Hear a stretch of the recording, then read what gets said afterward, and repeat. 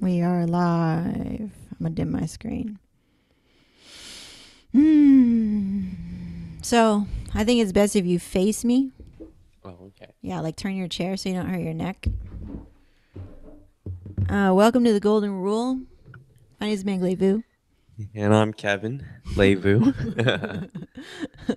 So this was a show proposed by you. Yes, And by today. why did you want to? You can move that if you need to, so you don't hunch. There you go. Oh, so cool. Mm-hmm. Anyways, Yeah. yeah, So I wanted to. I was originally on the show with Tony 2 days ago where he just kind of allowed me to speak. It was like very therapeutic. He asked me questions and I spoke, and it was like going into my inner self and what I was feeling.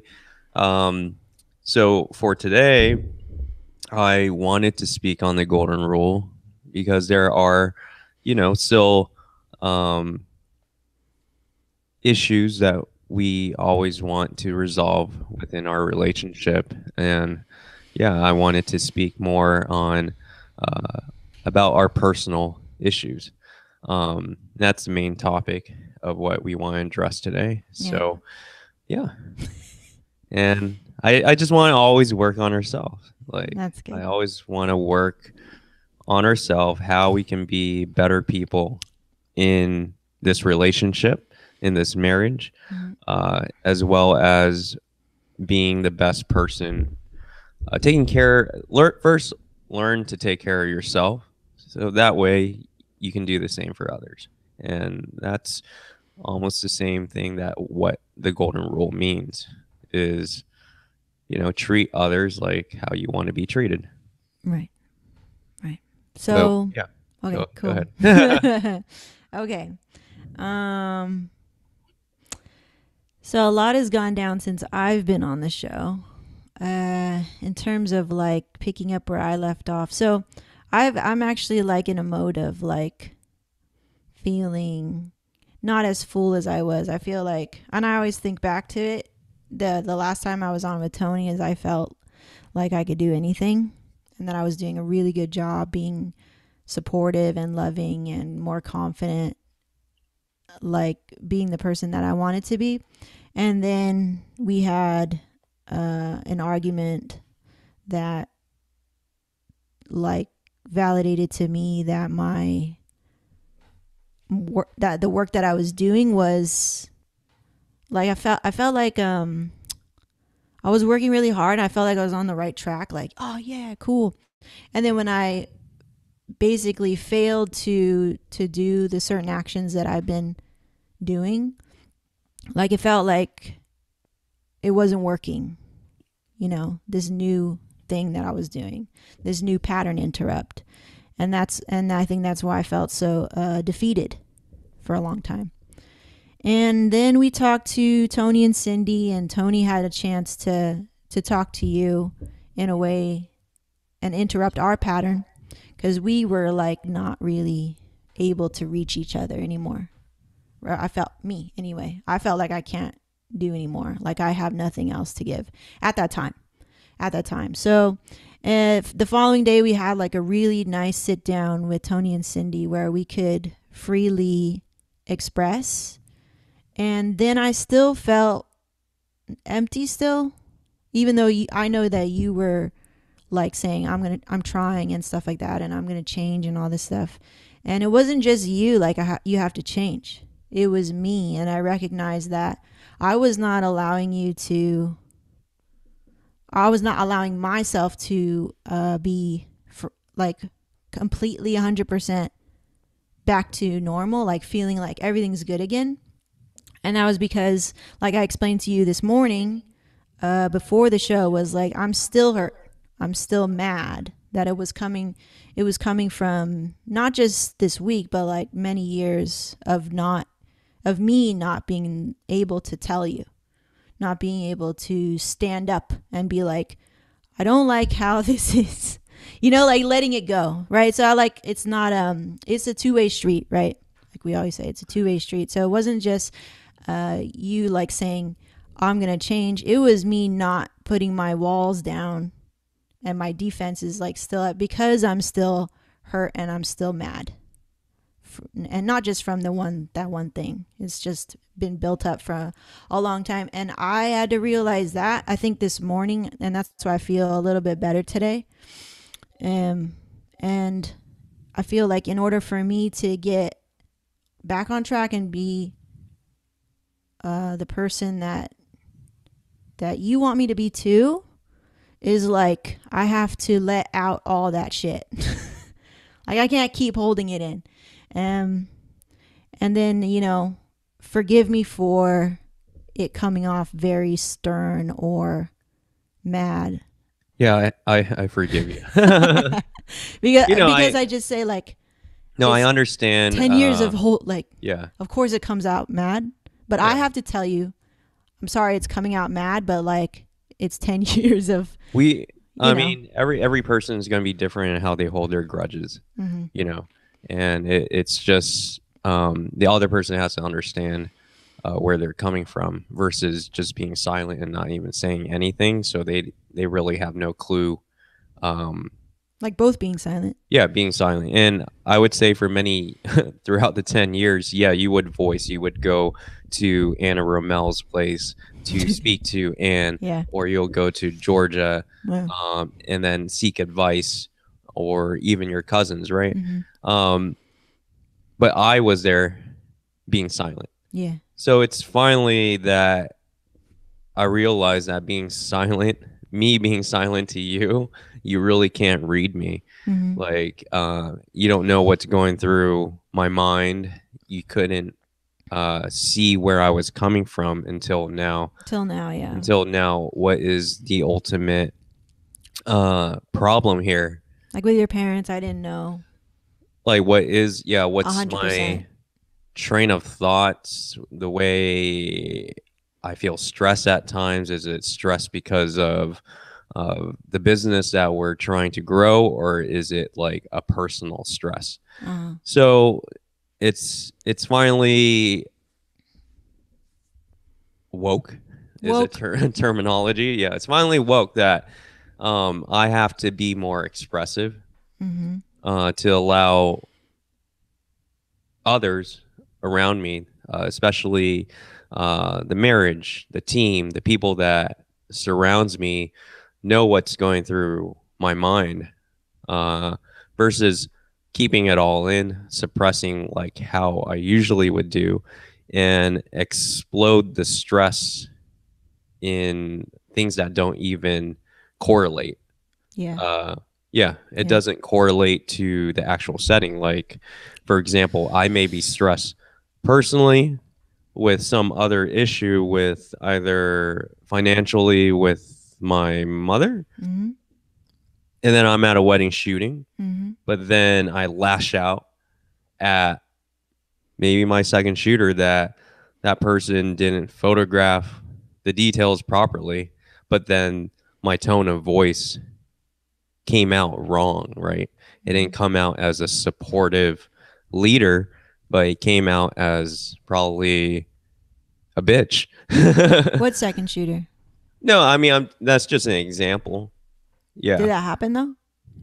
I don't know if it happens. It may have happened if our team have given you feedback that I may feel so stern, or I mean, they already gave you feedback that we are stern, but the voice actually came from me, and then you learned it from me, and then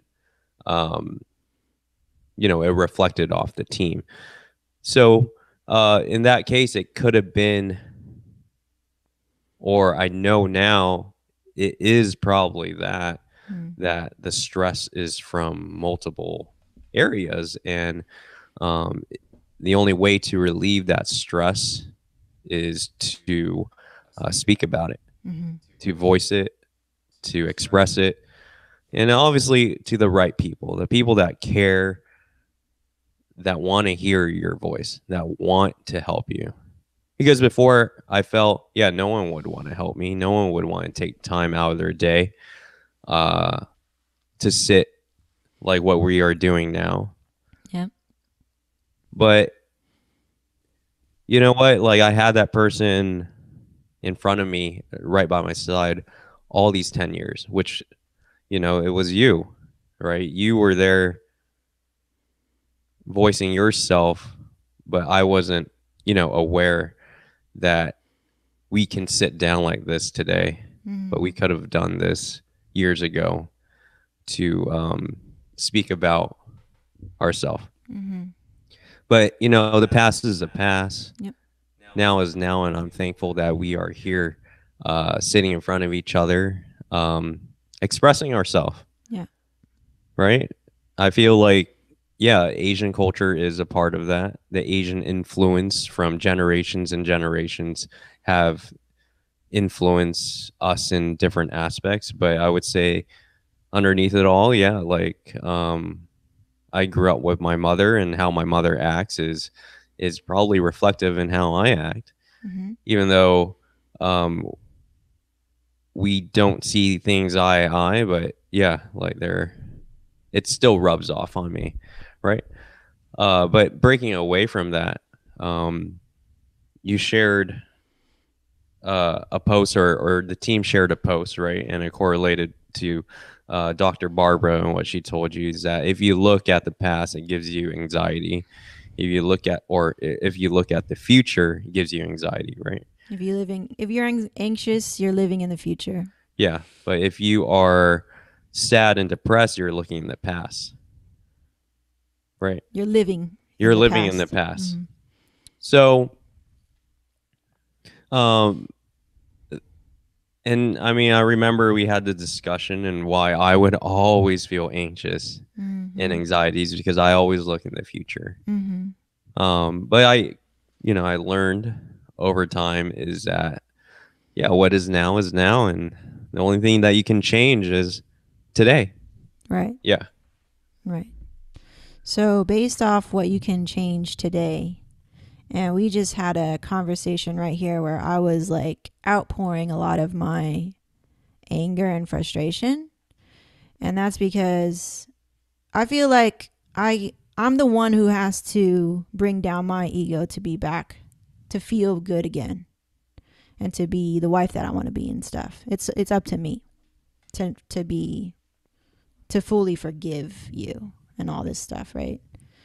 But I feel like I cannot truly let my guard down even right now as we're doing this show, is because there's all these little things that that I see throughout the day, in our present day, that triggers me to live in the past and be anxious in the future.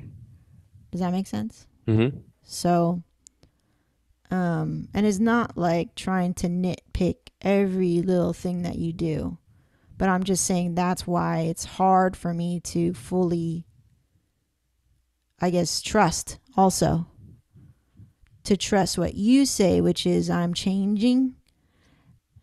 And I was letting Tony and Cindy know, like, the reason why I feel defensive and not fully supportive is like when the temperature was down, like on the AC yesterday, and like you made everybody be cold to make you comfortable, like when you put yourself first.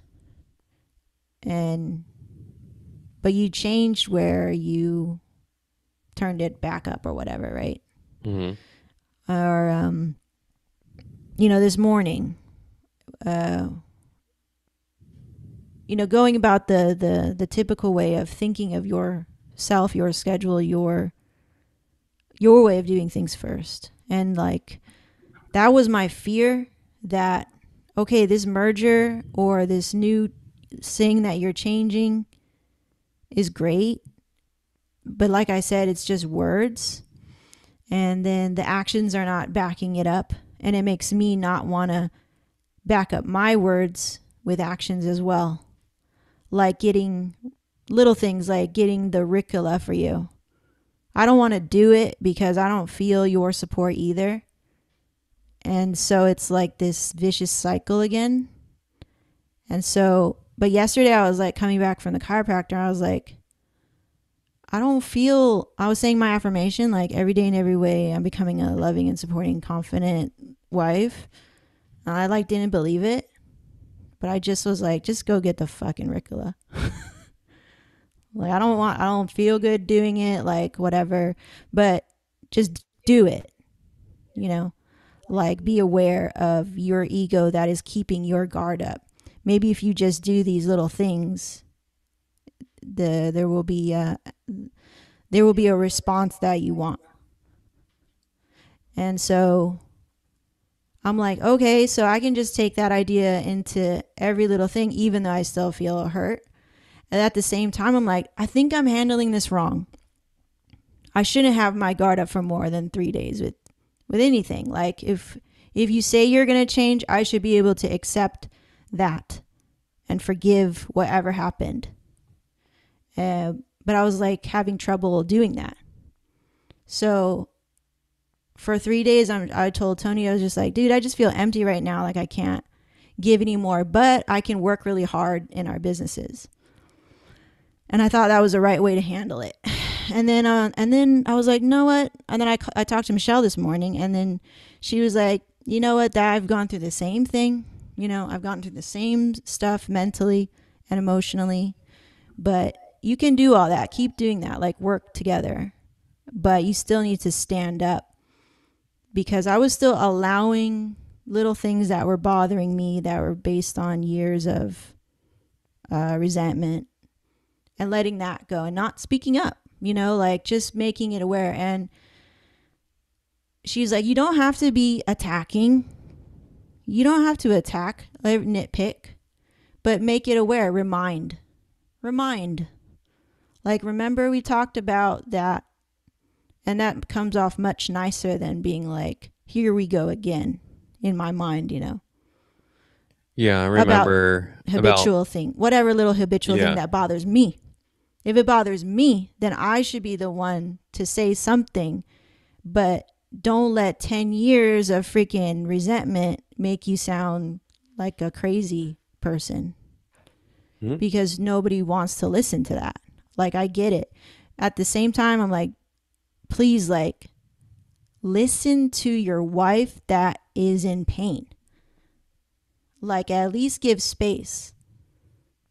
I remember Tony saying in like the second show or something, oh, Cindy was able to just tell me everything, 3 hours of everything that hurt her for the 10 plus years that we've been together, that I haven't been a man in our relationship or whatever, you know, all that stuff. And then he's like, I just let her, because 10 years for her, she needs to release it. So that's how I was feeling in the last like 3 days. And that's why you feel my distance. And me too. I'm like, why can't I just do the same thing? Cause I don't want to repeat another 10 years of not speaking up. You know, it's up to me to change. That's why I say something now. But it seems to you that I'm attacking or nitpicking. And that's probably just because my tone. And again, like, two-way street is me being, having the courage to actually say something. Because otherwise I won't say anything, because I don't want to attack. But if I stop looking at it as an attack and more of a reminder, then mentally it feels a lot better. It doesn't feel like, because like if I set myself up like, oh, I'm nitpicking, then okay, you're gonna nitpick, you know. Does that make sense? Yeah, that makes sense. So that's why It's very because it's very similar to when we do business, and where our team would our SJC team will say, I felt mistrust and micromanaged by Kevin. It's probably by the language as well, because I came off strong. I was like, did you do that? Did you do this? yeah, Right? yeah. Which sounds nitpicking versus saying, this is just a reminder. I just want to make sure. I just want to make sure, or Yeah. something like, I want to make everyone feel included, that this wasn't forgotten. Yeah. Yeah. Yeah. Versus saying off the bat with no reason, did you Yeah. Yeah. do Like this? an accusing Like accusing, yeah. accusation. Yeah. So it's a lot about switching your language, or I Uh-huh. mean your tone Yeah. and wording. Right. Right. So, and that's something that like we both have to be conscious of. I very much do try where I say if something about you is bothering me, I say your behavior, not you. I really try to catch myself there.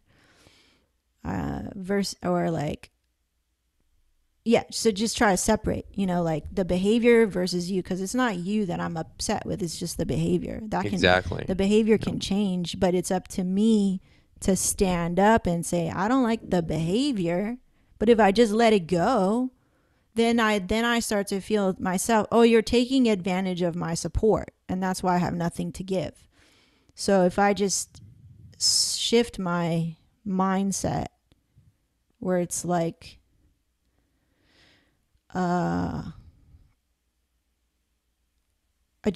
I like the overall goal is to support us, right? And start changing the words where it's like us and we and ours. And that's what I want to see in you as well. Like we are still separating, I still feel sometimes. Yeah, I definitely understand that the mind is so strong that when we're just kind of thinking about the human nature, Mm-hmm. strip the skin, strip bones. What is really controlling us is our mind. Right. So it is sometimes it's not the behavior. The behavior came from the mind. It is the mind that I feel I have to control more and adapt more, I would say. And switching first, wanting to change, Yes. progressively changing, making that change into a new habit, a new behavior. Mm-hmm.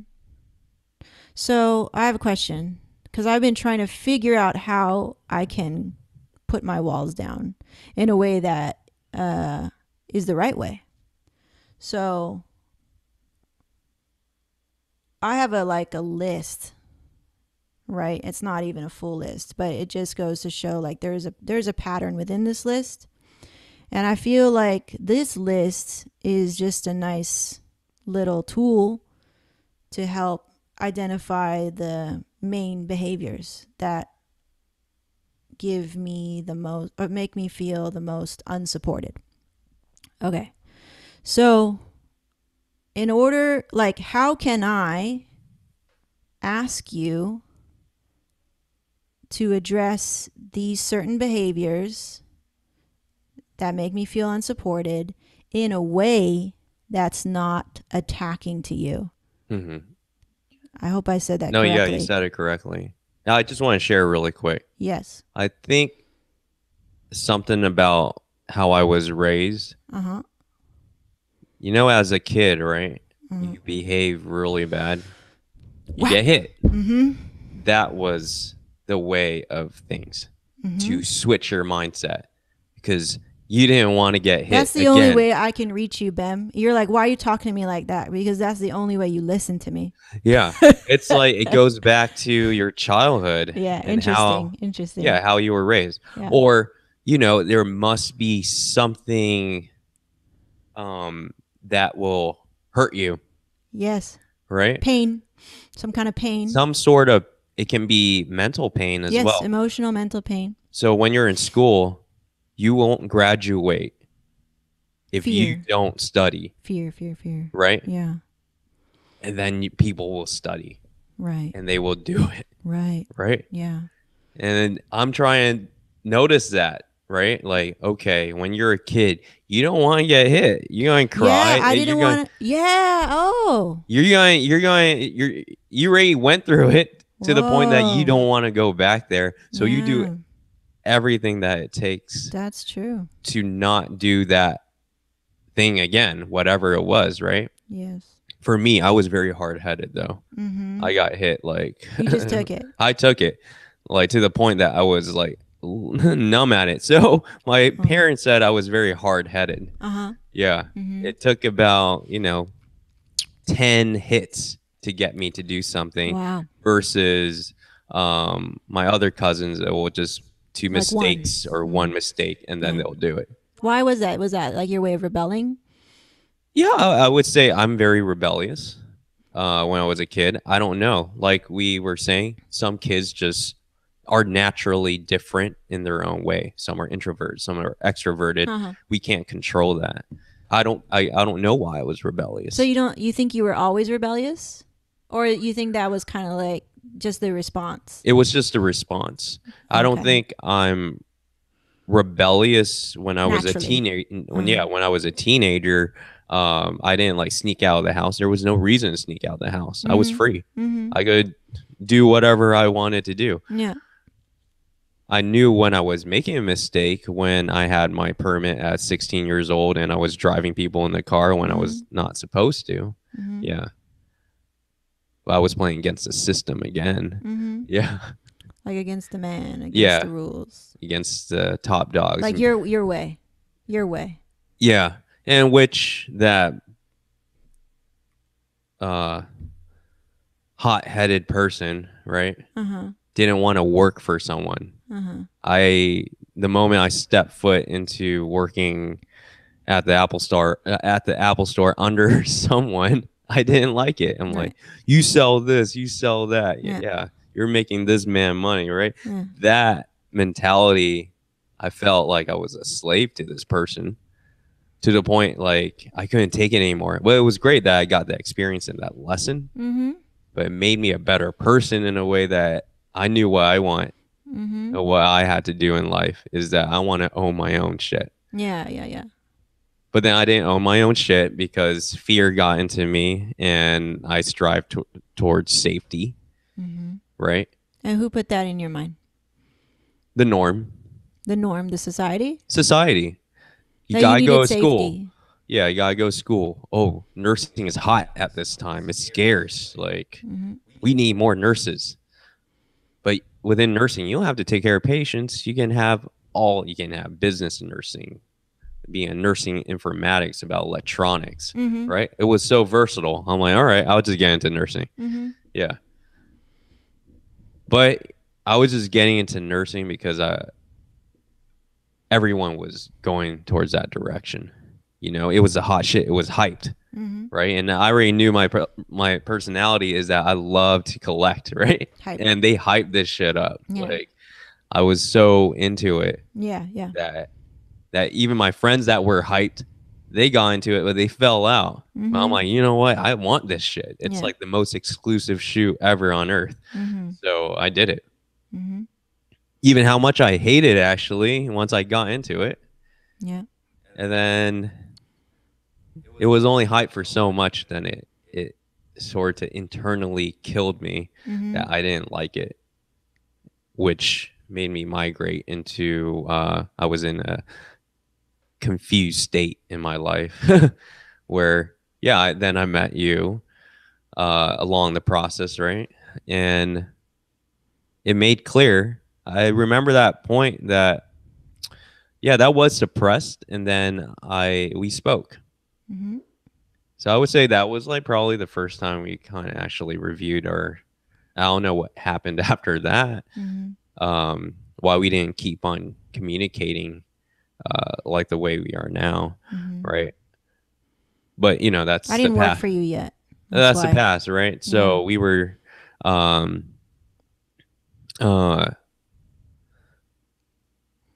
so I took that direction, right? But going back to behavioral thing, it to make someone change is very different. I'm not trying to make you change. Yeah, To it's be like clear. that person wants to change to be better, right? Mhm. So to achieve the changes in your life, right, has always been this indirect way of pain with change. Mm-hmm. No pain, no change, or something. Mm-hmm. Right? No pain, no gain. Mm-hmm. Yeah. So you asked a question, right? Yeah. How can I what was the question again? Sorry. Yeah. So Yeah. these are the little things that I am trying to make you aware of. Yeah. When I asked you a question to focus on me, Yeah. what did you talk about? I spoke about how change can What did you just rant about for like 10 minutes? about my experience. Yeah, you and nursing. Yeah. So how did that happen where I'm asking you to help me I think put down my walls for us? Yeah. So it's always I know you have, like, this is how I feel, okay? yeah. I know you have, now that you've discovered this new outlet. You've Yeah. never done this before, where you Yeah. can now have outlets to talk. Mm-hmm. Like 10 years, you're not talking. Like Yeah. voicing, talking about you, right? And I felt the same way. When I've discovered podcasting, I start talking about myself. I have so much to actually share I didn't know, which is what I'm seeing in you, which is great. Because now you feel comfortable to talk about you and like bring attention and talk about what you were going through. At the same time, and that's a granted selfish thing. Like, we need to do that. But if you propose to me, I want to go in the golden rule with you, let's have 3 hours and let's work on our stuff together. That's what I'm expecting, you know? So I want to give you the space to talk about you. I do want to hear those stories. But I would also like, when I ask you to help me finally bring down this wall, to help me do that. Yeah. Yeah. And focus. It was and focus. Just focus. self-control. Yeah. Yeah. Yeah. They really try and control and hold your tongue. I don't know. I feel like I don't want to say that, like, hold your tongue, because I do want you to express, because I know the feeling. Yeah. I had so much to share. I wrote 3 books about myself because like I just never had the opportunity to do that, right? Nobody read that shit but for me. So like for you, I totally get that. Like, now that you're feeling comfortable to actually go and speak freely and not be like, what should I say? You just say now, which is great.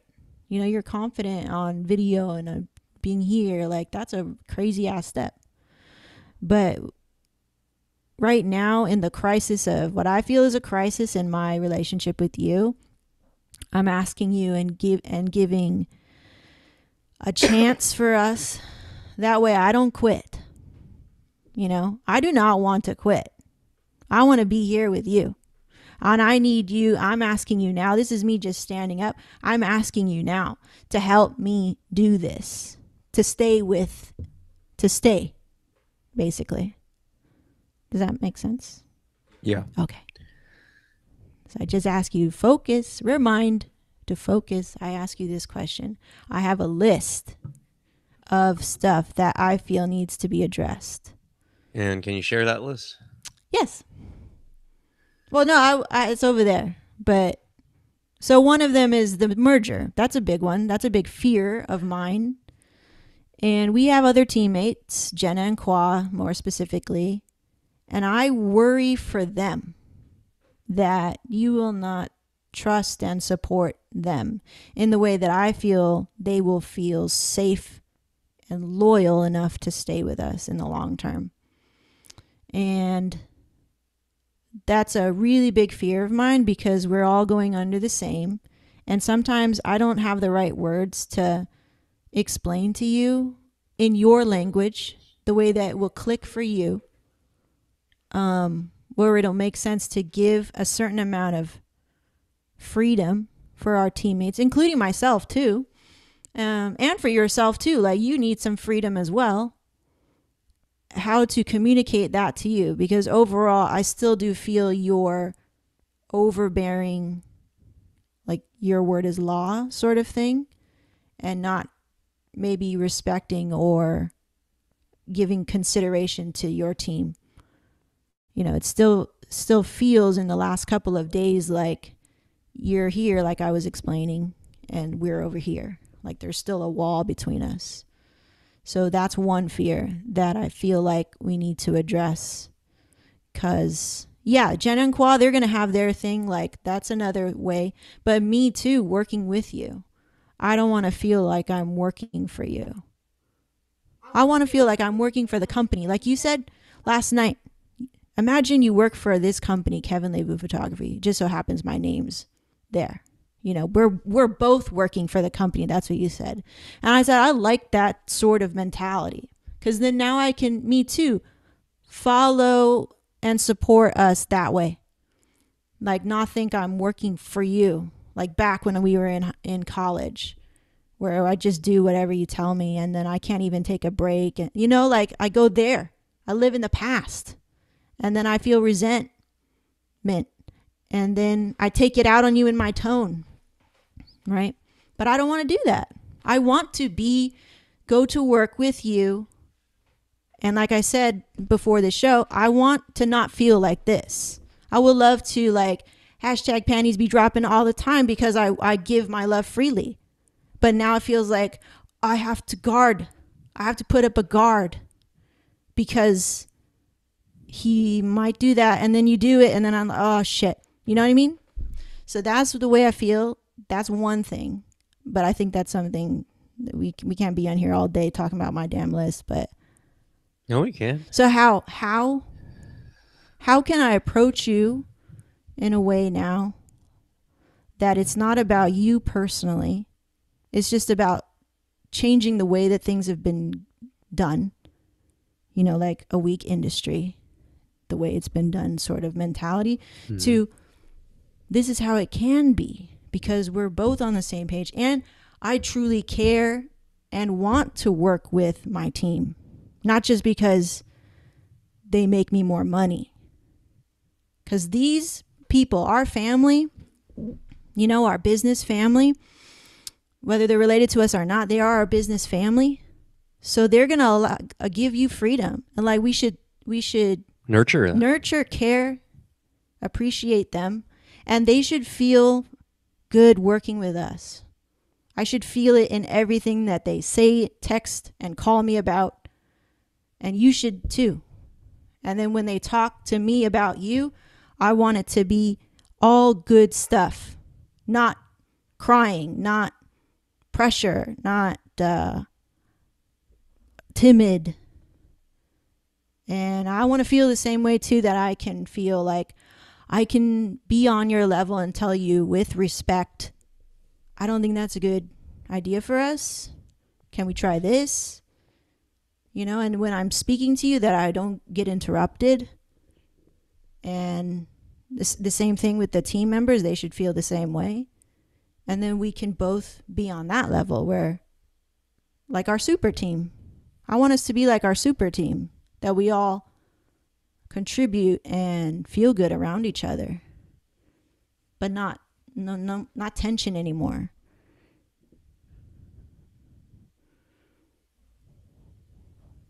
So your question. That was my question. That's a long question. Okay, how can I approach you? I basically just approached you, right? Mm-hmm. I told you all the crap. So all the crap, considering all the crap now, and you realize how it's been done in the past. Mm-hmm. How are you going to contribute to making sure that we're going to be better from now on, and that you're not going to put yourself first in your thinking and in your actions?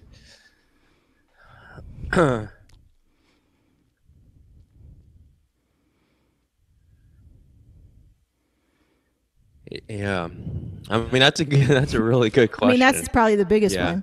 I feel what will help me be a better team player, right? Because this is I have to be truthful. I mean, yeah, even though we had people work like John, valuable lesson, right? Yes. We worked together, right? Mm-hmm. I mean, also Jenna worked alongside with me. You worked alongside with me. Mm-hmm. Uh, there was never a time I felt where we had a role model that can lead the way in how a leader. You were the role model. I was a role model, right? But I was never role modeled by anyone else. I I know. wasn't mentored into business by anyone. So what I learned is what I learned along with the process was just we just run and gun it. you No, no, know no. I'm not blaming you for no how it's been yeah, there's no done. blame. So what will help me, I feel, Mm-hmm. is examples of what a leader should be, a team leader. Well, how do you want it to be? Well, see, like, I don't know, I can't truthfully tell But you you don't need, like, how honestly, I like, I guess because with Bells and KOV, I was able to see your leadership and then be like, I think I want to change that. And I started to read books and stuff, right? And then I think that's how I learned what a leader should be. And it bothers me that you tell me you're like, I don't read, Mhm. like something Nathan said to me too. Yeah. You know, like, okay, so right away you're unwilling to learn on that level. Okay. But I love the videos you put. So you like videos. I like Cool. videos. Okay, cool. So you're now answering my question, which is like, okay, Meg, send me videos that help me be a better leader. Yeah. Okay. So that's great. Just like that value. The one that, yeah. Okay. Yeah, the one recently. I see. But before, what changed? Because I feel like I've done that before. And you still weren't receptive to it. What's about the video that you like? It's easier to consume? And we'll just drop the Yeah, past. it's easier to consume. The person that teaching, I have to believe in that person. You have to connect with that teacher. Yeah. So that teacher that just I'm going to base it off that video. He was stern. I liked it, and he was concise, and how he presented, he was confident. Agreed. Yeah, that's why I liked him too. I don't know why the other videos didn't work for me. Maybe it wasn't the same language. Maybe it was too professional on a level that I felt like, oh, this is dry. Okay. Yeah. I see. Okay, so instead of me questioning you, because I want you to kind of like learn the new tools and habits, right? I want to kind of like woke you even more. Yeah. So what I've learned from Tony, and like I exercise it with you, is how to ask the right questions, right? That's gonna make me listen better instead of me talking at you like I just did, right? Maybe first you can recognize, not just with me, but with anybody. First recognize, oh, something's up with this person. If I care about this person, I need to ask the question. So one of the questions that I feel like you can work on with me that will help me put my walls down a lot faster is be like, when you recognize something's off, is just go, like, what can I do? Or not what can I do, but like, is there anything that you want to talk about concerning this and your fears on that? Do you know what I'm saying? So reverse. Like, reverse psychology? Not reverse psychology, but like reverse chairs. Instead of me trying to probing all the questions, probe you to get you to ask me a question that I already know the answer to. Okay. And I'm like, I'm doing this shit wrong, because instead of waiting for you to ask me, hey, Meg, what's wrong? Why are you still mad at me? Why are you still short with me? Oh, yeah. Okay. Makes sense? That makes sense. So me waiting. It's like a two-way street again. I'm waiting for you. This whole time, I'm waiting for you to ask me what's really wrong. You're not. You just kiss and hug and think I'm okay. That's why my kisses and hugs are nothing. They don't mean anything right now. Yeah. I don't give a fuck about that right now. You say you want to fill me up. I'm like, I don't want that. I keep telling you. Yeah. I don't want that. I want you to fill me up with true love, right? Yeah. I don't want that other shit.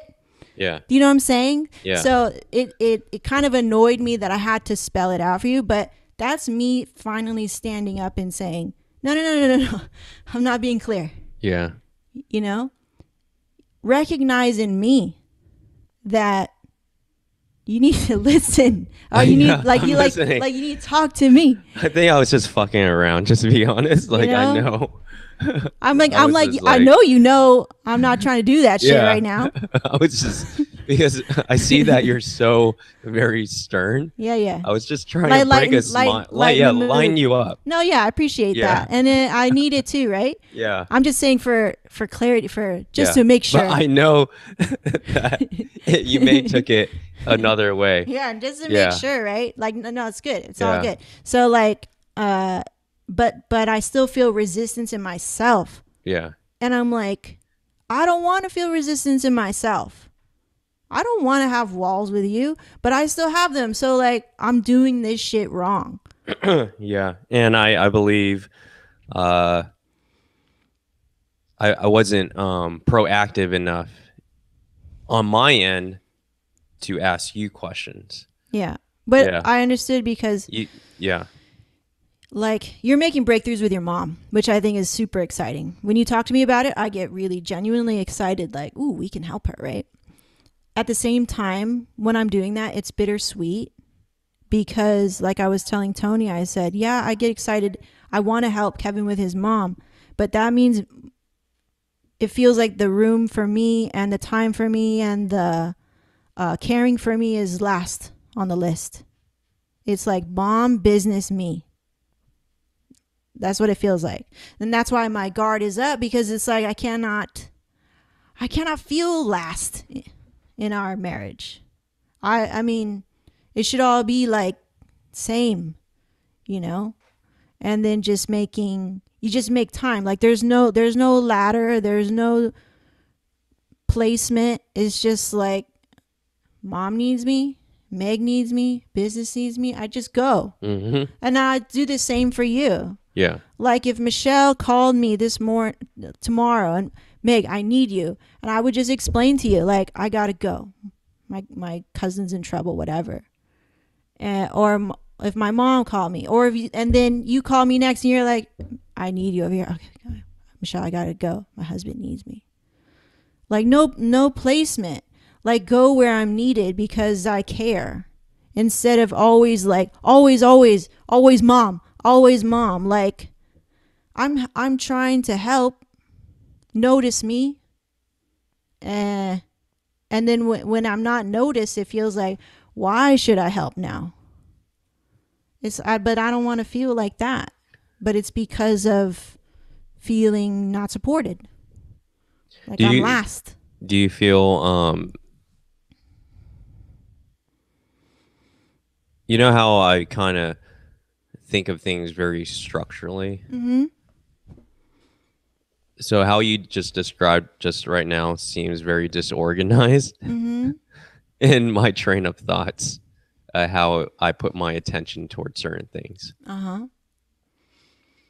If it's mom, maybe that, yeah, I've been prioritizing that because it's been a mission to trying to figure that out.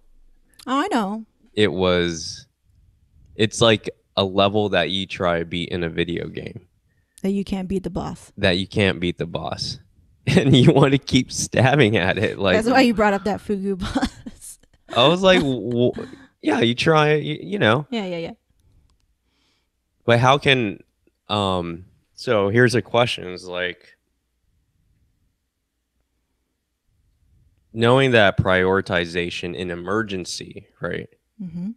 It's an emergency. Of course. Life-threatening. Of course. Yeah. Understand that, right? Yeah. But when it is everyone has their own problems in life. Mm-hmm. How do you suggest, right, Mm-hmm. or recommend me to bring attention to everyone equally?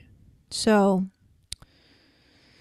I mean, I'm not you, but like, how do you do it? What we've been doing for the past 3 days, and I've been putting my ego aside, not successfully because I'm still mad, but I've been very focused and determined to also help your mom, right? I'm like, when you get home, tell me all the habitual phrases that she uses as a shield, as a defense, and we're just going to break it down. Like, fuck what I'm going through, you know? Like, ask for help. Like, and that's what I think we made a breakthrough on the phone saying, like, you guys have a pattern, just like we have a pattern. And we brought Tony in to kind of help us mediate, right? And how do you feel? How do you feel? Cool. So, same thing. I was like, dude, we can do that with your mom.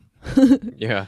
Like an intervention, like, mom, you know, when you do this, or no, when you do this, it makes us feel like this.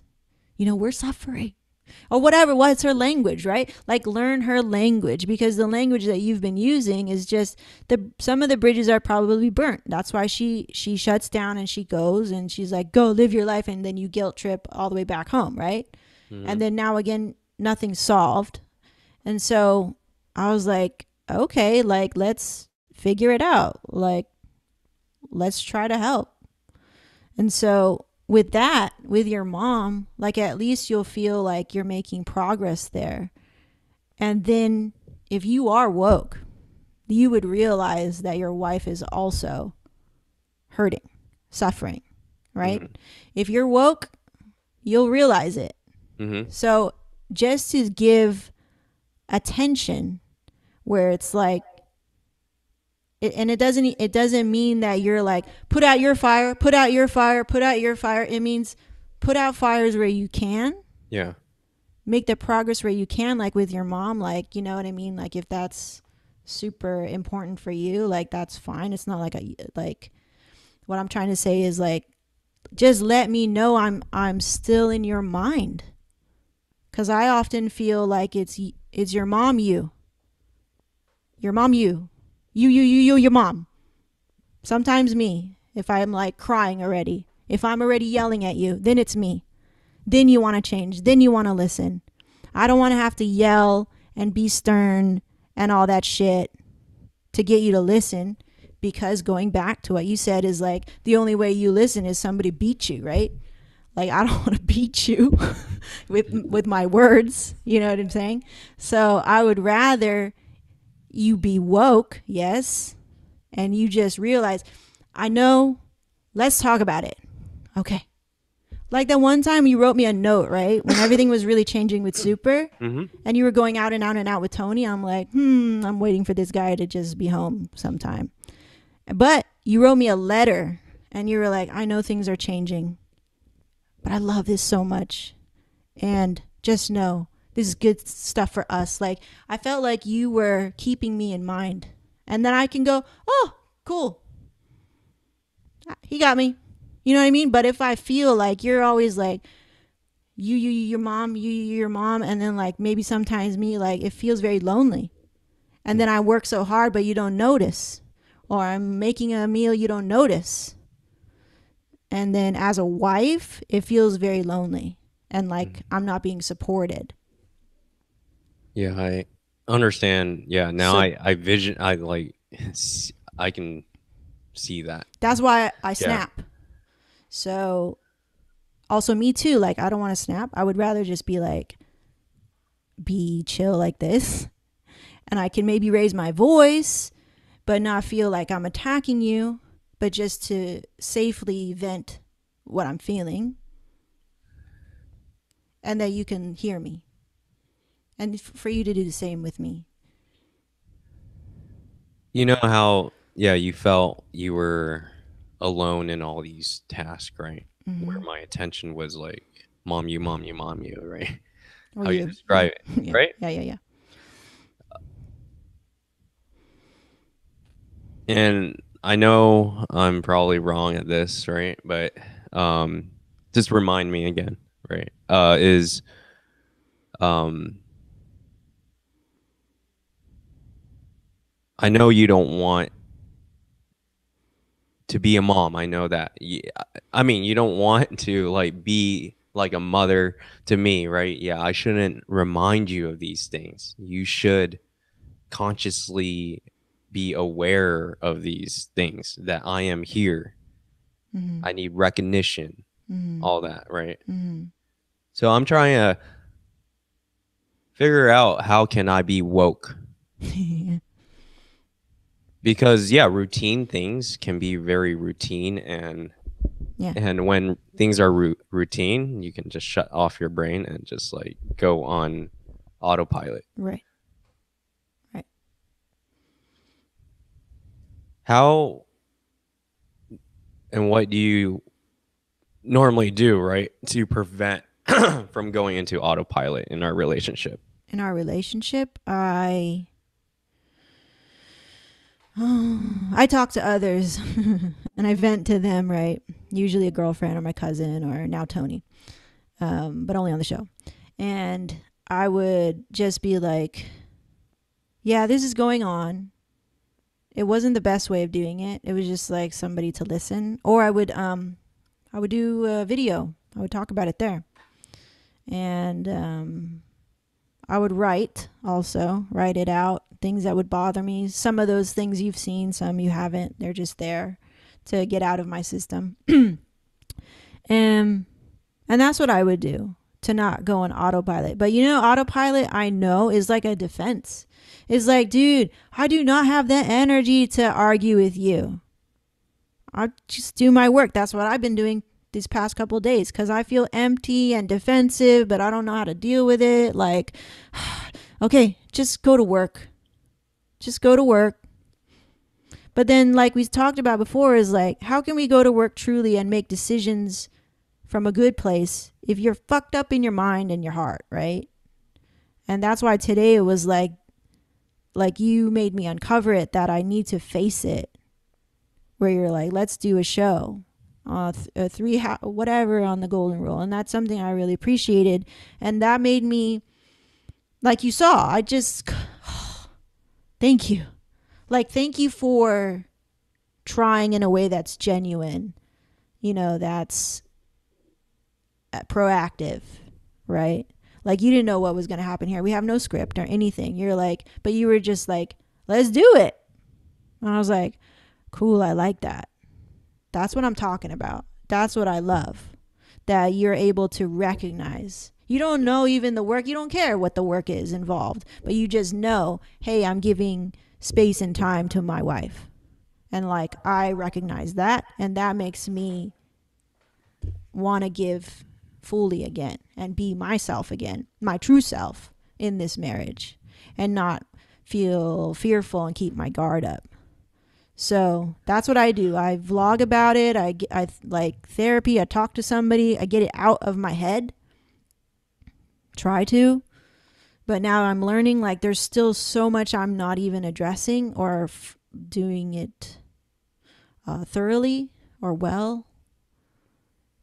Because maybe I'll tell somebody, but I won't tell you, the most important person to tell. I'm not telling. It's like, how are you going to fix your shit if all you do is talk shit? And you don't do anything about it, right? You can talk all the shit you want. And that may be therapeutic for like a second, but you still got the problem, Exactly, yeah. So all this time, right? Yeah. Yeah, maybe I did have my guard up, or you felt the resistance. I did. Yeah, you did. Me too. Yeah, you did. And is that the reason why you never approached Yes. to speak about the problems? Yes. But you rather and that I was not nurturing. So you rather go to outside sources to speak to. I just felt safer. Yeah. I felt like I would, like but I said, now, yeah, sorry. Like prejudge you, like you wouldn't listen. That's why sometimes I wouldn't go to you. And as human beings, that's natural. That's natural. Yeah. I want to, voice this to you now, is that I see the value in the golden rule. Yay. I love the setup. I love that ultimately in this, I feel like there's a little invisible bubble around us that we can just, speak and. Yes. Yeah. So with that said, like, I'm wanting to work to help each other. Mm-hmm. And internally, it's helping me. Great. How? How's it helping you? I want to hear. Is that I'm no longer suppressing all these thoughts. Mm-hmm. That now that we're facing each other and we're not standing, or I'm standing up, you're sitting down at a desk Yeah. and work is in front of your face as a distraction. That's the autopilot, the Mm-hmm. defense, right? We're Yes. here in a different zone. We're here to work on us. Yes. If this setup was in our office, we will be distracted. And it's like work fighting against our personal life. Mm. So I like the energy that is here. And I Mm-hmm. like that the way that we're facing each other, we're focused on each other Yeah. versus the autopilot, which is our work. So this is cool. Great point. Yeah. I want to say that anytime you have a problem that you need to address to me, Mm-hmm. and if anytime I want to kind of voice recommendations for me to better understand you, Mm-hmm. I'm open to always having the golden rule Be this to, place. to go here with you Okay. and yeah, speak about it. And if you need, I understand that others, you know, Mm-hmm. like Tony or Cindy, uh, if this is their place as well, yeah, like Yeah. yeah, we're here to speak with them. Mm-hmm. Yeah, True. Very true. Thank you, B. I love that. no hard feelings if you prefer to speak with Meg and Tony. Like no hard feelings at all. It's your second Yeah, feature. yeah. Okay, I love that. So that's interesting. That's a good point. Yeah, the way your mind works very structured. So the how we face, just to let people know, like we face each other or we don't face each other, and then we go to work, which is great for working. But this is a good balance where now we face each other and we're also working, but on our personal. So yeah, that's awesome. That makes me feel supported and better and I feel it confident. too. Confident. Yeah, Yeah. I Now that feel you feel the power of this, right? feeling the power of this, but it's also a really inviting energy. I didn't feel like I was forced to go on the golden rule. Mm-hmm. I didn't feel like Yeah, you suggested both times. I just see you guys talking it over, and then you're like you haven't even watched it. I'm like, yeah, I just saw the picture, you know it. But yeah, when I did watch it, right, I Mm-hmm. started to see the value in it. But you only watched what? How have you watched all of them? No, I haven't. 22 minutes. Yeah, there's a lot to watch. There's a lot, and I'm not going to force myself to watch it. Nope, nope. But when I do want to watch it, it's there. It's there. Yeah. That's the whole point of recording, Yeah. you know. So, but I do want to watch it. Cool. That's the thing. Cool. Yeah. And I'd rather watch that than television. For sure. Yeah. Yeah, because You'll fall asleep. yeah, I'll fall asleep. Like well, I'll let you know, okay? If you want to understand me more, if you watch that, you will understand faster. Yeah. Yeah. Yeah, okay. I think I will. So I how will. okay. You're saying for me to help you, right? To remind you. Can we do like a code word? You know how I meant before when we started working together and it was hard on me because I would take things personally if you were stern, blah, blah, blah. And we had a code word called game time or Game whatever. time. Yeah. Game time. So that buffered to me not to take shit personally if you give me a command, right? Because shit needs to be done. I understand. Yeah. So can we do that with us where it's like, can we have like a code word where it's mutually understandable where I'll have one for you, you can have one for me, and I that is to automatically say with one word or two, I'm just reminding you. And even though I say I say this code word, and if I say it's stern, you should just know because we have an agreement that something's up. I need to catch myself. I need to be self-aware. I need to be woke right now because it's affecting my wife. Oh, I get it. Yeah. You know what I'm saying? And then you have one for me, and then when I hear that phrase or word, code word, I'm like, oh, I did something habitually that I normally do, or like I didn't do. You know what I mean? Is this an example? Like I was like earlier on the sofa and I was zoning out. Yes. So I'll quickly say a code word to you. Yeah. And no hard feelings. And no hard feelings, right? So Okay. our agreement.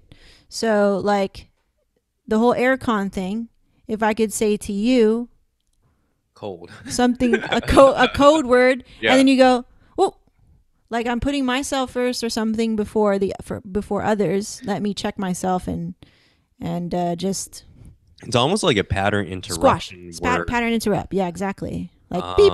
You know what really worked was yesterday. You said, is this SJC or is this KLV? I know, but I was already mad, so I don't want to be sounding mad.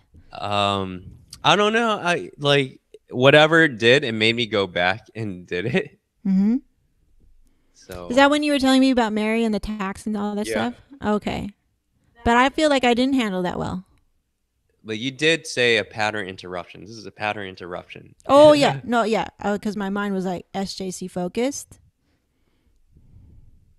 There needs to be an interruption for me too. Right.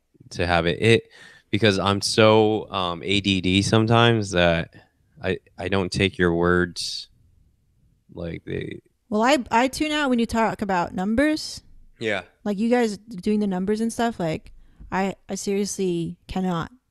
I'm like, so I get it. Yeah. But that I feel like that's not damaging to you. Mm-mm. Like emotionally or something like that. But if it's something like say if I'm talking to you in a tone and I didn't let you know for whatever reason where that hurt is coming from, like you should say to me a word and then that word goes, oh, I need to address the real source of this tone, because that's I think my habitual thing is my tone. First thing is my tone, because I'm mad at something for whatever long ago or even recent, right? But I didn't tell you. So that's this my word example. will be universal. Yes. It's just a reminder, like a red flag or a siren in our mind that should remind us and automatically say, hey, your partner is reminding you about something, not attacking you for it, and you need to address it as soon as possible. Okay. Does that make sense? Yeah. Okay. I wonder if just saying Maybe it's like a fun word. When you say it, even if you're mad or sad, when you say it, you automatically feel a little bit better because you know you're going to talk about it. Yeah. Okay. Like what? I really can't think of it. Like an animal. Like what's a word we don't really say but it's cute? Like a koala? Don't make it too difficult or else I'll forget it. Koala is difficult? No, like just thinking of a koala. Okay. What do you want? Curbs? Curbs? That's funny. Okay. Yeah, curbs. It's piercing. Yeah, okay. Cool. So our agreement is that we will say curbs to signal to one another that whatever it is, most likely a habitual thing that we both do, is damaging the other or hurting the other, and so we will discuss it later. Okay. Or discuss it. We're going to get to it. Yeah. Like we're not going to sweep it under the rug and not talk about it and hold it in for 10 years. Okay. Okay, cool. Yeah, that's cool. Is that good? That is good. It makes me feel better. Okay. I would just be like, curbs. Yeah. Yeah. And then I feel better because I know we're going to be better. Versus before, it's like, I would embrace our arguments, even though they suck and stuff. But I would always know, like, oh, we're doing the work it takes in a relationship to be better. But then if I say now curbs, it's now like, cool, we have an agreement. Yeah. We're going to get to it. I may be upset or whatever, like, but I know I'll be better later. And then it makes me feel lighter.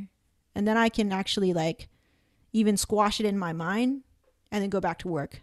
Like do what I need to do. Yeah. And not be distracted. Like, I'm thinking about this thing and resentment, and then my tone is always nasty to you, and I'd much prefer that.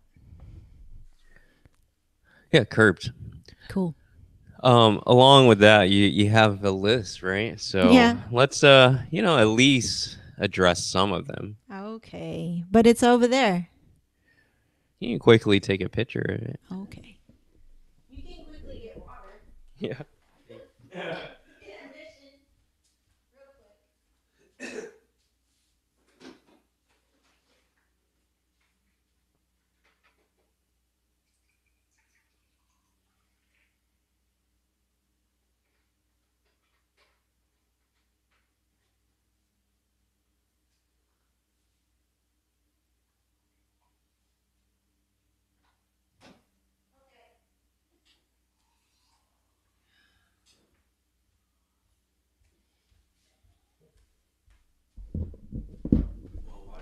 Yes, please.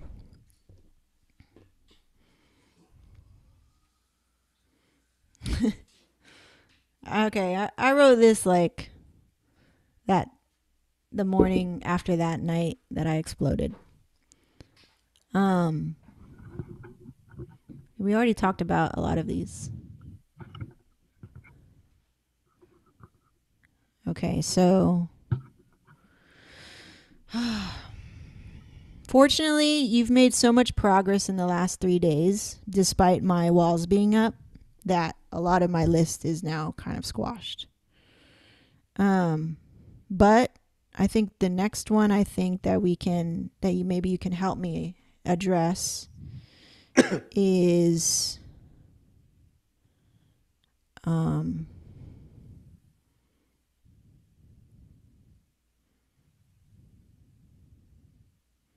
ah so this I wrote, I have no sympathy from you concerning my misalignment in my hips and back. I do acknowledge you gave me $80 for my first chiropractic appointment, but I often feel unsupported in my back. And I just want to say that slowly you've been more like yesterday. You asked me about the breakthrough that I had with Cairo. Usually you wouldn't. And when you were actually listening to me, you looked like you were super engaged, like you were even smiling at me. You've never smiled at me when I'm talking about my pain or talking about my rehab journey. You're just like, to me, it looks like me. What do you mean? Like a dead person is like, me, like the line. Yeah. Yeah. So anytime I was talk about my like pain and shit like that, like, and I get it, shit, I know what that feels like. But at the same time, like like my chiropractor was like, the reason why you're like in a lot of pain is like because you feel like you're alone. Yeah. And she's an acupuncturist too, so she deals with like her treatment plans are not only I adjust you, but I address your emotional distress in the body because that biofeedback, right? And I was like, you are blowing my goddamn mind right now, but cool. And that's why I've been dealing with IBS as well, because I found out I didn't feel also supported during that time when basically shit my pants, and then my mom brought me clothes, but she didn't even notice. Like, I didn't get any recognition. Like, I didn't get any like, oh, are you okay? Yeah. Just drop it off and like booked it. I think I'm repressing. I'm repressing a lot of memories. The way that I remember it is coming back like in different ways. But Dr. Chang told me, go write it out in a book, get it out of you, the real story, and you can keep rewriting it. And I was like, oh, and I was telling Tony and Cindy yesterday, like when I was writing down the story, I was remembering certain details that I didn't remember. And like I told Tony, I didn't shit my pants. I did shit my pants. And like I repressed it. But as I was writing, it all came out. And then I was so embarrassed. Like writing it out? You were embarrassed writing it out. I was embarrassed writing it out, but it was just coming anyway because like she told me just do it. And you're holding on to the past if you don't write it all out. And I was like, okay. Why did you feel embarrassed when you were writing out if no one knows that you are writing it out. I don't know. Like, that's why. I was like, my mind is just fucked up about the whole situation that happened when I was in 6th grade. And then I started to write out these things. And you know how Tony asked, like, oh, what do you mean by underground, right? And then you were like, oh, she means like anything popular. She doesn't like it. And then when I was writing out the story, when I was like, I wanted to go to the bathroom, there was these 3 popular girls in the school, and they were in the bathroom ditching class or something, and they were giggling in front of the mirror and stuff like that. And then I'm like, fuck, I can't go to the bathroom where you guys are fucking in here because you're gonna know it's me. 6th grade self thinking that, right? And so like I book it out of there, and I'm like, fuck. And you know the urgency that you gotta go, you gotta go. I went to the nurse's office, and then like, dude, there was somebody in the bathroom, so I couldn't use that bathroom. And I was like, I'm gonna go to the nurse's office because it's private. And then there was somebody in there, and then I couldn't hold it anymore. I fucking dropped a deuce in the nurse's office. I was like, oh shit, that's what happened. That's why I'm fucked up. And then the nurse was like, oh, she was like, she knew who was in the bathroom. She's like, dang, Josh, you're like, whatever. Like, dang, Josh, like, what the fuck? And I'm standing there like fucking shit in my pants and all that stuff. And I'm like, I gotta get out of here. And then I book it out of there. And then like, I went to go to that same bathroom. The popular girls were gone. And then I would like try to clean myself up, but you still smell like shit. Yeah. And then I went back to class, and I was like, still not feeling good because I ate something. Yeah. And then my friend, my good friend who's still friends with me, Melissa, she was like, smells like shit in here or something, right? And then I was able to blame it on this other girl who was puking in the stall next to me when I was cleaning up. Yeah. And so I was like, ooh, I'll blame it on her. Like, I was just so embarrassed. I was like, you know, like, this girl is puking and she got it on me, like it makes no sense, but you're just like young and you just think like this lie is gonna work. And she's like, okay. And then I ask again to go to the nurse and then ask for a change of clothes because I'm like, oh, shit's everywhere. And then my mom comes and she brings me clothes, and then maybe I'm repressing this too, but like, she didn't ask me anything. She didn't notice. Or I feel like she didn't notice because I just changed, and I couldn't tell her. Like, so I was like so embarrassed. And I just changed and I went back to school. And I was like, dude, a smart person would just go home, like be excused, like take a shower, then you can go back. But no, you had to like just cover it, just hide it, and maybe nobody will notice, and still smell like shit all day until you get home. And just I never had I feel like no one ever knew since that point.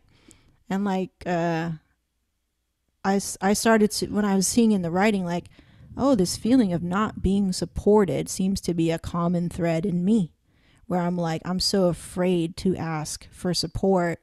And I'm so afraid that, and then when I don't get it, I feel so alone. And I was like, oh shit. So that's why I feel a little bit more and more and more, getting better and better and better, to be a lot more open with you.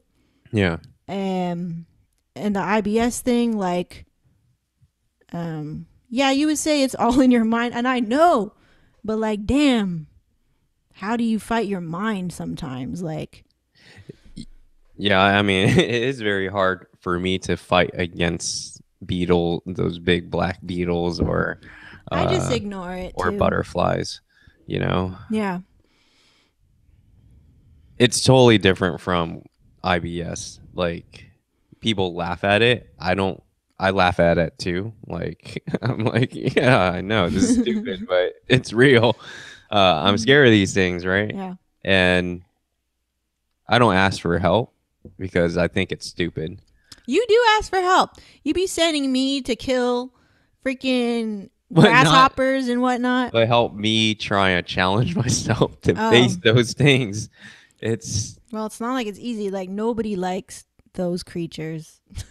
Yeah. I mean, I don't like those creatures. So, But it's the same way, So right? yeah, so the point being, right? Like I just now I have that off my chest. Now everybody knows the truth. So now it's not a big deal. Cool. So now like for me is just it's important for me to tell you that I need support with this thing that's going on. Like I want to like I was listening to your show with Tony. Like you were like she's not the same person. We used to do so many things together, you know? And like I want to do that with you. So please help me do that with you. Yeah. Yeah. I want to climb. Yeah. Not just to do together, but for myself. Like, how crazy would you be going if you couldn't work out? Like in your mind, you know, like you feel able, but your body doesn't listen. Yeah, you feel paralyzed. Paralyzed. When I'm not really paralyzed, you know, like look at all the people who don't have legs, who don't have arms, who have cerebral palsy or something that they just really can't do the things. It's But like, I have the ability to do it if I feel like if I have the support and help that I need to fix this because I can't do it on my own. and believe. And yeah, and then I will maybe feel more supported to help my body to heal itself because it can heal itself, but I just Haven't tapped into. exactly. It's almost like that Talladega Nights Will Ferrell. You think I'm paralyzed? Yeah. It's like that. Yeah. You think I'm paralyzed? So, no, yeah, I understand. Okay, I cool. So that was one thing. Well, A lot of the things were squashed. I think. I want to help there. Yeah. Now you've been. I remember where I physically broke my pinky, Yeah. and I couldn't do anything with my dominant hand, my right hand. Couldn't hold a pencil. I couldn't write an essay. Like, yeah, it was hard. And I didn't know where my mom took me, but that guy snapped my finger back in place. Yeah. It was a chiropractor. Oh, okay. But anyways, it's like, yeah, I'm not a doctor, right? So No, I don't need sometimes you to be a doctor. No, I know. And that's how I kind of put myself at, is like, Oh, I'm not a professional. You don't. I'm need not my a professional where I can guide you. I want to support you. I want to help you with those issues, right? But I can't back up like I don't know where I can help you. Okay, so the way that you've been helping is financially, right? You buy very expensive, cool things, Which I know that does not I can use. That you can use. Which has been helping, but at the same time, what I really need from you is the emotional support. Like if I'm hurting at a wedding, that I don't feel that you don't give a fuck.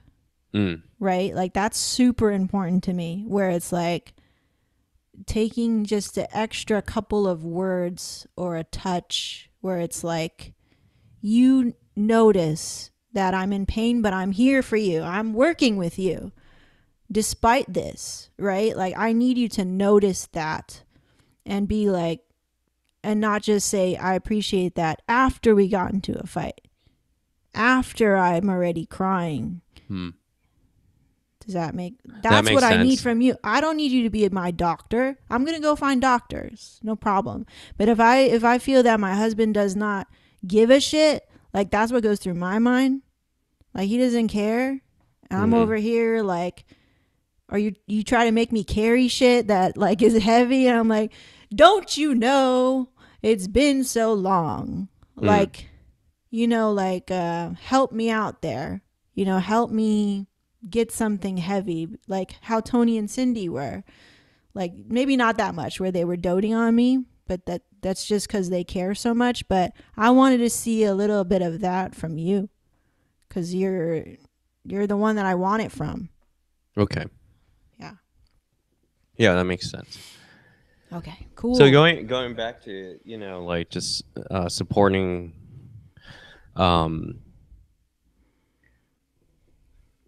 the pain and everything, why do you still take jobs even though it gives you that pain? Like you, I'm like, there's no one else to do it. Okay. Yeah.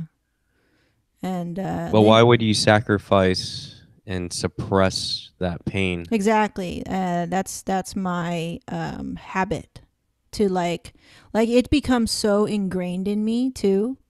Like the way that you became numb to it, it also is becoming numb to me, where I would just be like, oh, I'm just going to have to do it. I'm going to be in pain that day. And I was just going to settle, like settling attitude. And that was why I wasn't healing.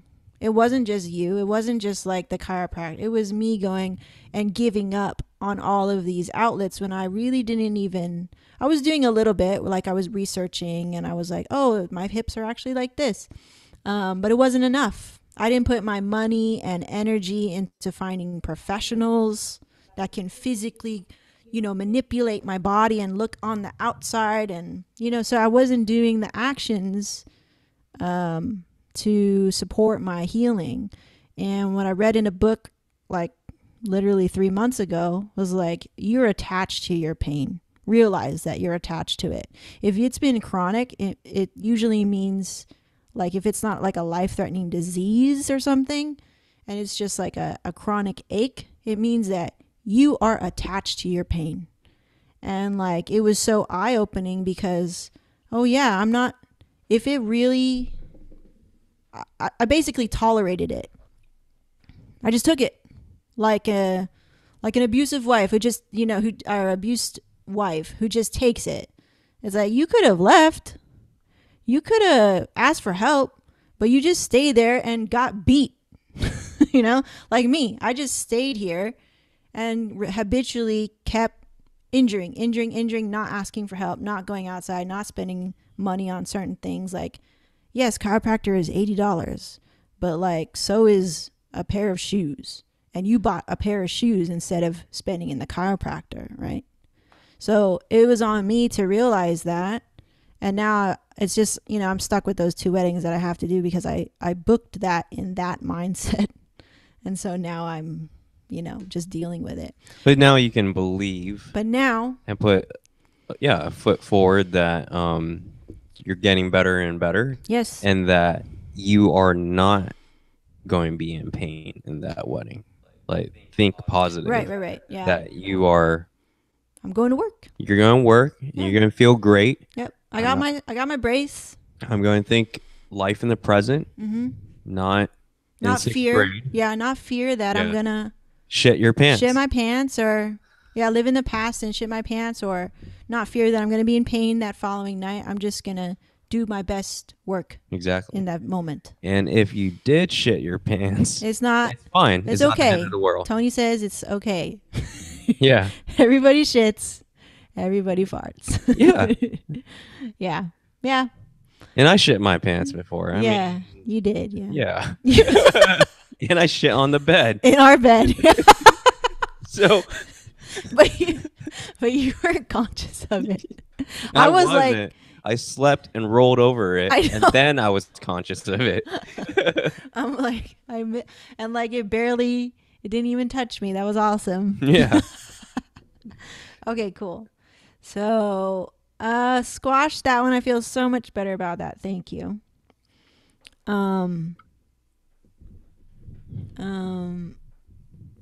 Okay.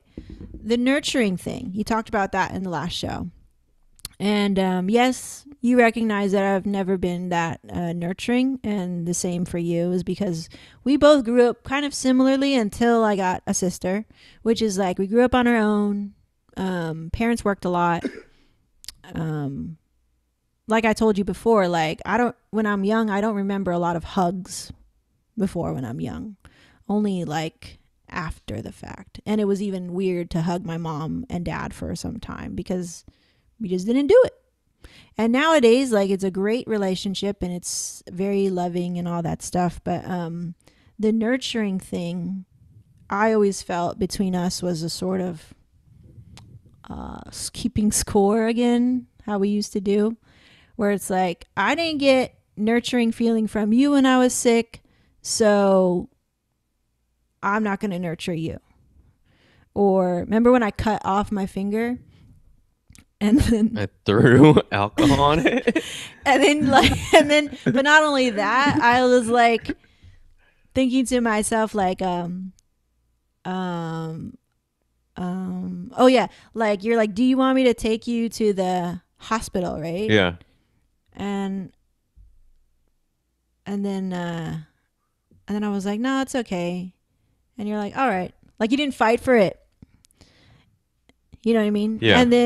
And I think even before that was working at a wedding which I understand, like it was all about the service and not appearing weak to the client. And we were so young that we were so adamant about being older than what we were so we could sell ourselves, right? We even faked that we were gonna get married soon, but we weren't. And like I couldn't sit down if my feet hurt. Like I felt so unnurtured when we shot together. And we worked together from a very like we committed to each other so early and didn't even have conversations between each other to see if we're treating each other the right way. And you just were very stern when we first started. And like I never felt supported, whereas I remember a wedding with Patrick and Caroline, and for whatever reason I didn't like the way you spoke to me, and automatically it turned me sour and like cut off and not want to work and resent. And I felt like you didn't want to address that because you had to put on a smiley face for the client, you know what I mean? And I get that because you're supposed to be professional. But then it kept continuing on like that, where it felt like you would prioritize the feelings of the client versus your partner, right?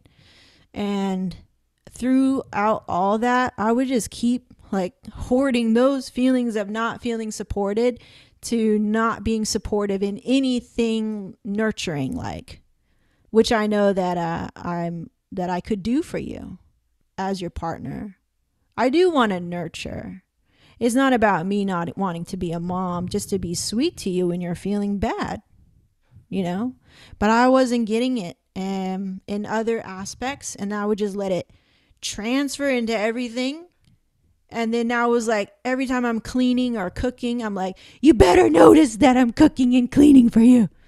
Like doing it out of spite, where it's like, I thought I was being a good wife, but really I'm just like trying to get back in a weird way, where it's like, look, I'm freaking cleaning. And I would feel that from you too. Whereas like we would be cleaning, like cleaning the bathroom. And there's this feeling of like, I freaking cleaned the bathroom. Yeah. Fucking feel bad about it. Like feel guilty that I did it. You didn't do it. Yeah. Would you agree? I agree. Okay. So it would sometimes feel like that, right? And I was like, God, this is so dumb. But like we would just keep doing it. Yeah. You know, like keeping score in a way. And then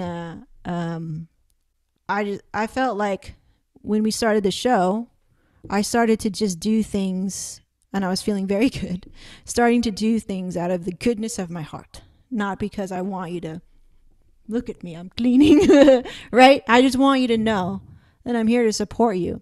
But then after our little tirade over here, then I'm like, I feel like I couldn't get back to that. Like kind of hopeless. But then, so for us, I want to squash us not to keep score with each other, you know? And I've told this to everybody else except you, Mm-hmm. you know, that I've told it to Michelle, I've told it to Anne, I've told it to Tony, and now it's my responsibility, and to tell you, the most important person, right? Yeah. And so I see that's my habit, is like, oh, I'm gonna tell everybody but the most important person. So now I want to do this practice of like, that's been bothering me, I don't want to do that anymore. Mm-hmm. And I just want to do things because I want to do them for you. Yeah. Whether it's cooking or cleaning or editing or working or whatever, I want to do that for us, for you, nurture you, go out and get Ricola and not feel bad about it, like having a thing in my brain like, I don't want to ever feel like that. I just want to do it and just do it out of my heart, you know? Same here. Yeah. Like, it should be natural for me to want to just do stuff for you. Yeah. Natural to boost you when I'm talking about you to my friends. Yeah. Professionally or personally. You know, boost you up. And or even in social media. On this show, I want to just say good stuff and not have to feel like I'm venting or complaining, which is healthy, but it's like I don't want to do that forever, you know. Yeah. And then I want the same from you too, like to go personal, which you are.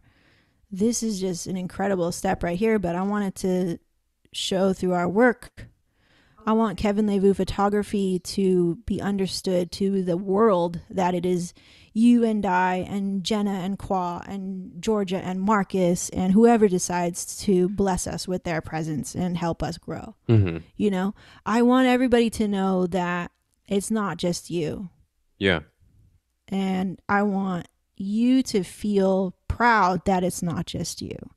And like, that you have now so much more strength because of your team, and that you recognize it yourself, not me having to convince you that the team is good. You know, that they are here for you if you let them. If you let me, I will work so damn hard for us, and I bet the same for everybody else. Yeah. Yeah, I agree with all that. It's just to do it out. Yeah, just your actions came from your heart. How about when it comes to like backyard stuff, and I hate spiders and yeah, let me do it, but don't nag me to do it. yeah. I'm gonna do it. Like the cardboard thing, right? Oh, there's cardboard in the garage. Yeah. I'm gonna do it. Look, I have a back issue, remember? Yeah. Right? If I have this back issue and I tell you these little tiny movements, basic ass movements, they fuck it up sometimes. And that's why I avoid it and I put it off. Yeah. If you can do it, like, just do it. Just like, do it, I mean, yeah. I mean, if it's bothering you that much, right? Just do it. Just do it. Like that goddamn tree outside, right? I was so annoyed with that behavior of you nagging me to do that. And I'm like, why are you asking me to do this thing? Like,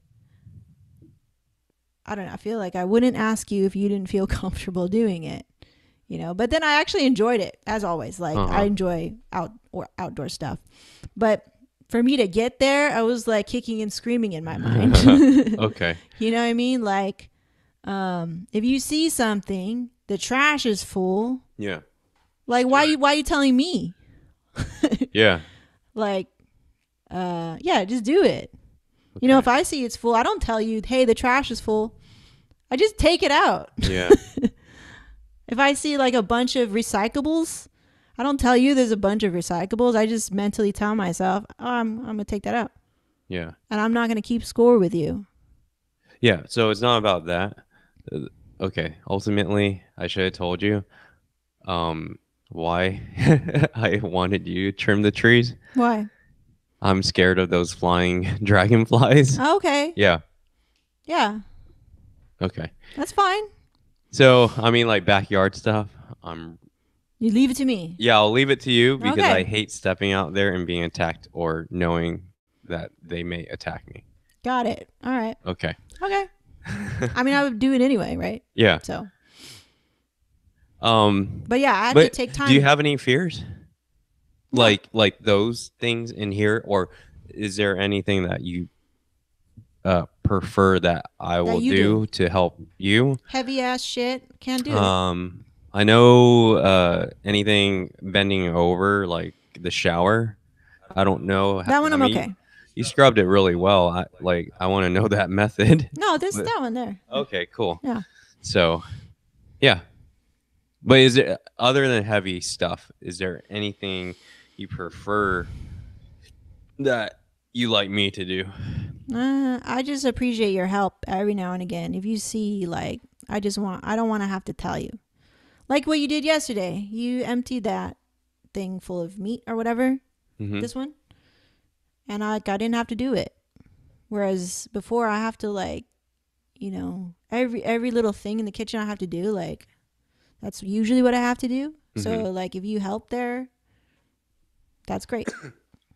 Okay. But I don't expect you to, Mm-hmm. like, I don't expect it, but help me out. Like, you see if I took out the mustard, right, to have a sandwich. Yeah. And the dumb thing that we would do before is, like, if you took it out, you put it back. Yeah. Right? That's fucking dumb. Okay? Like, why would you just let mayonnaise sit out? Yeah. If you see it, like, put it back. Yeah. And I don't want to have to feel that way too. Like, like, you took out this dish, you wash it. Like, we're not Mm-hmm. children. Yeah. We're not in a dorm. This is our home. Yeah. Right? So that's what I want there. Okay. Yeah. There was something else that I wanted to make note of, but I forget. Another analogy, or No, different. you have a list? I know, but it was something else. Well, I'm feeling a lot better. Okay. Oh shit. It was really good, but I forgot. Oh, Yeah. was it the trash? Trash. Same thing. It's like the same. It's like, if you remember it, just do it. Like, Yeah. don't tell me. Oh, I got it. Okay. Okay. So, in business, In business. usually you tell me an idea that you believe needs to happen. And often, not all the time, but often, it's a roundabout way of asking me to do it. For example, the property manager. Mm-hmm. Okay, so you were like, I'm ready to change and heal this relationship with my mom and uplift the stress that is putting on both of us finding these renters. Great. Mm-hmm. And I took it upon myself to reach out to Paul Tran for property management and stuff. Mm-hmm. Cool. He said no. Okay. And then you tell me that, here, I found a bunch of people on Yelp, but you didn't actually tell me or anything like that. It was just a roundabout way of, this is how it felt like, a roundabout way of saying, go contact these people, right? Mm-hmm. And even though sometimes you say, yeah, we're going to make these changes, it's actually, in your mind, you're like, Megan's going to do it. Mm-hmm. Meg will do it. Mm-hmm. You expect me to do it. And then like a couple of days later, be like, did you contact those people? Like I'm a secretary or something. Mm. And I'm like, no. Yeah. No, I did not. Because look, I feel like I'm already doing my part with the property management. Mm-hmm. I'm looking for renters. I'm asking. I'm interviewing. I'm setting appointments. I'm going out there. I'm spending time. Mm-hmm. I'm communicating with your mom. Like, I'm handling it. But you say you want to change and do all this and that, but I don't see any action Mm-hmm. behind it. Yeah. The only action is you talking to your mom and making some progress mentally, but we're really not solving the problem, which is there's 2 vacant rooms. Yeah. So I feel like why is it that it's expected of me to do that when you say with the words that it's like we're going to do it, Mm-hmm. but then in action it's like me doing it. So going deep in why I say it that way Mm-hmm. is because I feel that whatever plans I have, like that was in the evening of finding that list, right? Obviously that we were going, or that I thought you were going to call the next day. You thought, and you say Yeah. that a lot to me too. I Yeah. thought you were going to do this. I'm like, Yeah. where is the assuming coming from? Yeah. So most times I think, right, that that I have this routine that I edit or Why does your routine overtake mine? um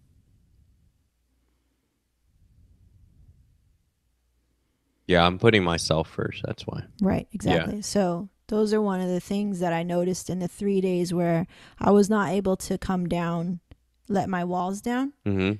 Um, I'm looking for proof and Yeah. trust in Yeah. these days that I was feeling empty.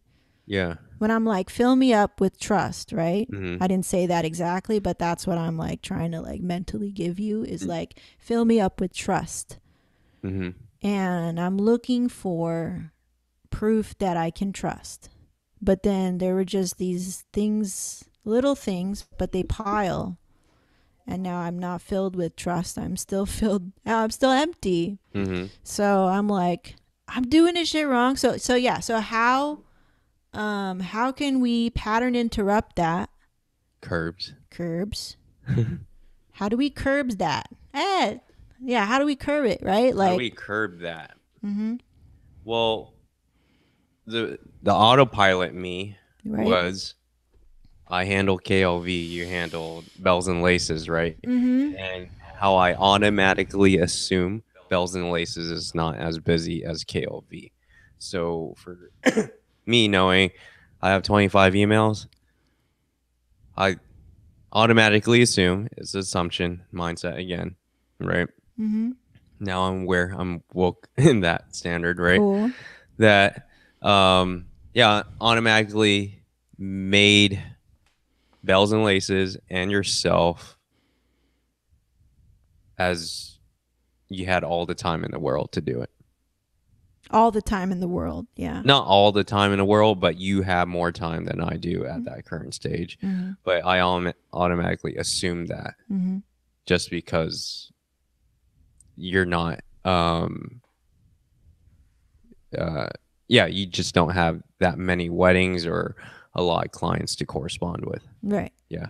I see. So, So to squash that, I mean, I think we are already squashing in a point of view that we're merging. mm-hmm. So it's slowly bells and laces will, die out. Mm-hmm. The merge is coming in. There's still aspects that we got to speak about, what we have to do Mm-hmm. for the rest of the team to feel it's a equal playground. Right.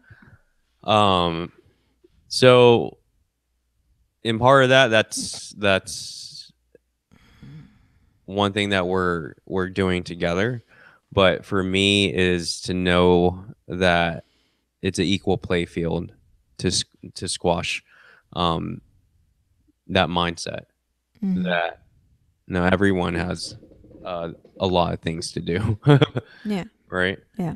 And um, it's also for me to learn that yeah, don't put all your task like things that you can actually do it, Yeah. right? I have to learn that. Yeah. Like, why am I asking you? Even I ask myself sometimes, like, why am I asking if I can do it as well? I don't know why sometimes. It's like a This habit. is a habit. When I was younger and my aunt said, um, if you need help, don't be afraid to ask for help, Mm-hmm. right? But then I started to overuse it Ah. and I asked for help on everything to the Ah. point that I felt like the president or something, Mm-hmm. right? Mm-hmm. So, um, yeah, it became like I was taking advantage of that word too much. Right. Yeah, and it wasn't that I needed help. It's like I didn't want to do it. Uh-huh. Yeah. Okay. Hmm. Yeah, because those are tasks that I don't want to do either, Yeah. right? But then, like, you place it upon me, Yeah. And then I do it begrudgingly. Yeah. And then I don't feel good, blah, blah, blah, blah. Yeah. So, yeah, like we know this whole tenant thing is some bullshit that we have to deal with. But like, I would like to feel not that I'm doing all the work. Yeah. You know, like this is a real job that somebody does. Yeah. And like I voiced to you, that I would get really frustrated because I have to stop everything that I'm doing and manage this other type of business, right? It's like you got to go interview them. You got to go meet them. You got to go book them. You know, you got to do the paperwork. You got to communicate that to the owner of the house. You got to communicate to the freaking tenant who always breaks rules. Like, it's such an interrupt into our lives. And before, I was going to lose my damn mind because we had 3 businesses plus the rental. And then feeling alone, like, what are you doing? What are you doing? Like, what the heck? You know? But yeah, now that I'm okay being like, dude, I can't do everything. And the solution that we need to find is, yeah, basically like not us. It's not going to be us doing this work, but we need to both. When you say we, it should not mean me. So that would ease my fears a lot too, and fill me up with more, like love And trust. Yeah. Yeah. I thought you were going to go, you know, right? Like, that's a lot. So that just covers a lot of shit. Yeah. Yeah. In super and in KLV.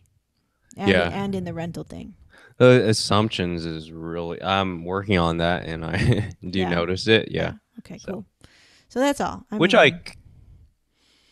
stopped assuming in SJC. Yeah. Yeah. And I trust more in SJC. How do you trust more? Well, we did speak about it a lot, so now I I let things go. Yeah. Yeah. I know. Even with your Instagram feed? Yeah. Okay. I was like, yeah, I mean, everyone is smart, man. Yeah, no one's dumb. Yeah, you don't have to be the only one thinking, you know. Yeah. Yeah. So I mean, my list was long, but it like covered a lot of that stuff that it fell within there. Yeah.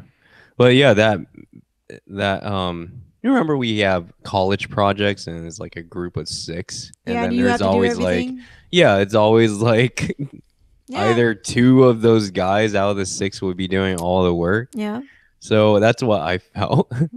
That you know, I want to make sure that the 2 out of the 4 wasn't doing all the work. Right. Yeah. Right. So how do we okay, so a big part of that time when I blew up and lost it, one of the topics was that you didn't want to teach. Yeah. And I do want to kind of like I think that was a lie. Squash that. Yeah, I think too, because like you do like to teach the right person. The right person, not a person that doesn't appreciate you. That doesn't appreciate, or appreciate the process or believe in your method. In your method and whatever it is. Yeah. Yeah. So of course, like your teammates, they do want to learn, but it's like me trying to inspire change in you is like, you got to use the right words, and it's not them being weak and sensitive. You know, I think we used to look at our team as they're sensitive. So we have to come down to this level of sensitivity. Like we were both very egotistical and arrogant and sons of bitches that way. Like I must say, but to be sensitive is not a weakness. It is a strength, because if you are sensitive, that means you are receptive and taking note and observing things that are happening around you, not being just unconsciously on autopilot, like you say. If you're on autopilot, you can't be sensitive. You're just doing your shit. Fuck it. You know what I mean? But who wants to work with a robot?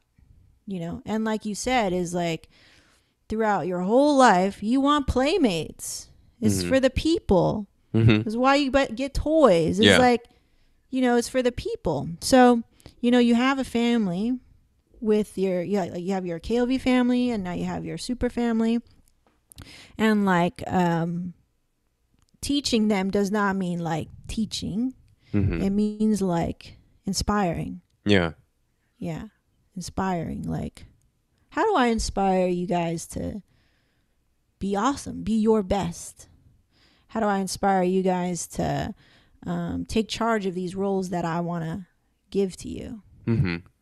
So if you could maybe change the word teach in your mind, how it sounds kind of like maybe you don't like that word, but it maybe is inspire, and maybe it will change the way that the words come out of your mouth, and then you'll get a different response from the person you're inspiring, and then you get what you want.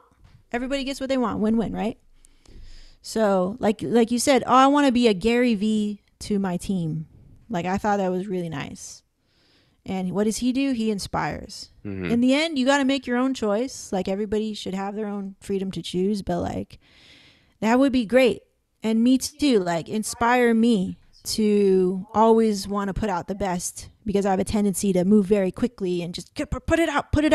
But like, you have a skill to be like, let's make it perfect. Let's make it awesome.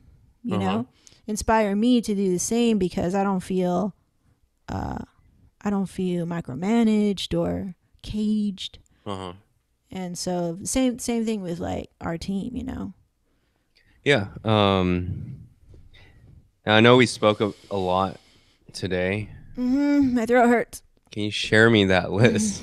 Yeah. Okay. That's a great question. Oh, see, now you're asking the right questions. Yeah. 3 days ago, you would have been like, and then done. Yeah.